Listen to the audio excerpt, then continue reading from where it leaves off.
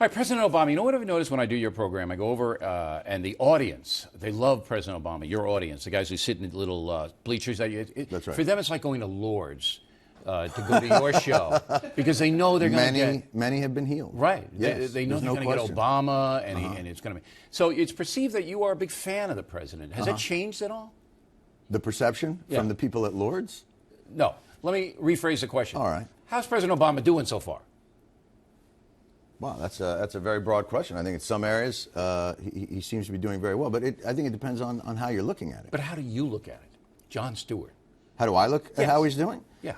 You know, I'm torn. For me, I feel like I can't tell if he's a Jedi master playing chess on a 3-level board way ahead of us, or if this is kicking his ass. So you really don't know? Oh, I think it's very difficult to say. For one thing, those types of broad analysis, you know, how's he doing? It doesn't lend itself to a very easy answer. I think there are certain areas that he seems to have made progress or stabilized certain areas. I'm appreciative of the fact that he has tried to re-engage the regulatory mechanism of the government. Wow, the regulatory mechanism. That's way over my head. The mechanism. What is that? And you're 6'5". Yeah, and I had no idea what you just said. That's said. like I was throwing to Marcus Colston. I mean, that was like jumping out there. So what is the idea that we would have people there checking if there was lead in our toys? Okay, so protecting the folks using the federal government's power.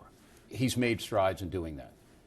You know, that's a pretty smart analysis. You know, a lot of people don't think you're smart. Thank you very much. Wow. Did you writers come up with that, or did you? No, they're in my pocket. Right. I always bring a few of them with me. Do you have a little thing? You know, some of those guys have that little yeah, thing. Yeah, no, I got the IFB. Regulatory. Here's what I don't mechanism. understand. You're the top-rated show by far on the top-rated network. And look, I like Staples as much as the next guy, but can a brother get a soft chair? No. Or we like want a table people, that's not plexiglass? You're lucky you're not hanging from your thumbs. All right. We want people uncomfortable out here, okay? Right. I'm very uncomfortable. All right, so you think that he's doing okay in some areas. Certain jobs. And not okay in others. Give me a not okay. I think his ability to articulate, I think he has decided that Congress is an equal branch of government. Huge mistake.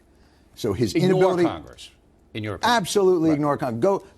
You got to go, look, Addington and the Bush administration established the unitary executive. They established the power of the executive. Right. You can't just walk in there as the next guy and say, let's go back to power sharing. 3 equal branches. No good. No. Right. You got to go in there, my friends. You want to pass a law I don't like? Signing statement. Here's how we're going to do health care. Boom, boom, boom. You don't like it? You get in line. So he's been too much of a team player. Now he's not articulating clearly enough the direction he wants to move legislatively. Okay. It allows too much room for different narratives to take hold. For instance, a narrative that might emanate from, you know, the no spin zone, from here, from a news organization. You know, that's actually another astute point, and you've shocked me twice now with the regulatory thing. By the way, did you notice I used the word ilk? I did, but I ignored it. All right. But anyway, so you say that President Obama, instead of driving home a few pieces of legislation so that everybody can understand what he's doing, that's right. Using the bully pulpit gathers too many people under the tent, and there's too much discussion, thereby leading to too much sniping, and you don't get anything done. Not even so much sniping, as much as once you allow, in a vacuum of power, what will assume power in Washington are special interests and lobbyists. So if you allow too much nitpicking on the edges of legislation, it will be necessarily turned into a type of lobbyist gruel. Lobbyist gruel? Lobbyist gruel. Right. That's the porridge that the lobbyists would eat. Excellent. Okay. They'll come in there and they'll say, oh, yeah, you want to negotiate better prices on pharmaceuticals? Yeah, see, here's the thing. We can't have that, so you got to pull that down there. Without making a strong case to the public, you have no leverage because the real power takes place. Let me distill this so either I can understand it. Can we get the table? Can we get the table, what I'm doing? You see what I'm doing here? Yeah, I see it. That's what's going on here. Okay. It's very impressive. Let me just distill it so even I can understand it. Now I'm a spider. Wait, hold on. Okay, very good. You want some crayons? We can do that. Okay. It's like being at the ground round. He's got to talk to the folks and stop with the pinheads in Washington and stop. Okay, now, what about these evil Republicans blocking everything he does? They don't, you know, those Republicans, they don't want anything. Right. They want nothing.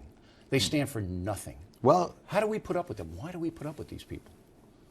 Well, I would think you put up with them because this allows you to consolidate your power. My power, personally, you mean? And the Fox organization, which is... You think it's just Republicans? Yeah, no, the shadow government. You know how all this works, right? No, I really don't. But let me get a chalkboard. Don't Is Glenn get here? into Fox Can I get a News. chalkboard? Yeah, don't get right. into Fox News yet. We're going to All right. have plenty All right. on that. Okay.